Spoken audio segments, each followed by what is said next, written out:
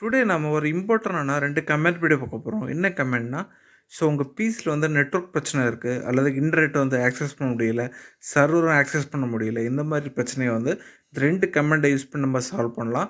அந்த 2 கமெண்ட்டை என்னென்ன, அதனோட யூஸ் என்ன அப்படிங்கிறத பார்த்துடலாம். ஃபர்ஸ்ட் நீங்கள் வந்து சர்ச் பாக்ஸ் போயிட்டு நீங்கள் சிஎம்டி சர்ச் பண்ணுங்கள். கமெண்ட் ப்ராம்ப்ட் நீங்கள் ரைட் கிளிக் பண்ணி ரன் அஸ் அட்மினிஸ்ட்ரேட்டர் கொடுத்து ஓப்பன் பண்ணிக்கோங்க. கமெண்ட் ப்ராம்ப்ட் ஓப்பன் ஆகும். ஸோ இதில் வந்து ஃபர்ஸ்ட் கமெண்ட் கொடுக்க போகிறோம்.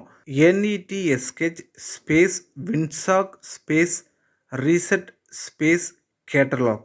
கமெண்ட்டோட யூஸ் என்னென்னா, வின்சாக்கை வந்து நம்ம ரீசெட் பண்ண போகிறோம், அன்டூ பண்ண போகிறோம். ஸோ வின்சாக்கோட மெயின் யூஸ் என்ன பார்த்தீங்கன்னா, இன்புட் அவுட்புட்டை வந்து எக்ஸிட் பண்ணுறது இந்த வின்சாக் தான். ஸோ இதை நீங்கள் ரீசெட் பண்ணுற மூலமாட்டு ஸோ உங்கள் நெட்ஒர்க்கில் ஏதாவது பிரச்சனை வந்துச்சுன்னா கண்டிப்பாக வந்து ரிசால்வ் ஆகும். செகண்ட் கமெண்ட் என்ன பார்த்தீங்கன்னா, NETSH space INT space IPv4 space